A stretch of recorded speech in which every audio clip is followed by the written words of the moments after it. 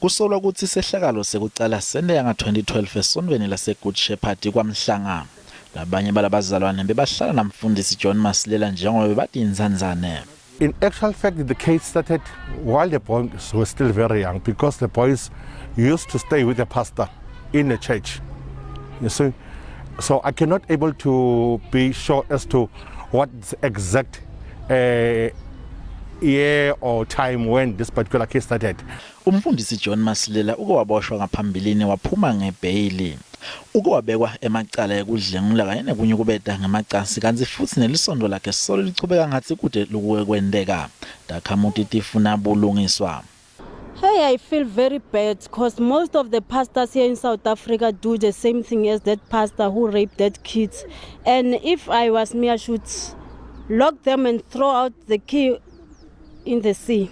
Lihhovisi leboholi benzabuka kanye nelikhansela lenzawo lisekela labo labasiphohlongo labahlukumedekile. Bahlela kuhamba nalabo labatoya enkantolo kusasa.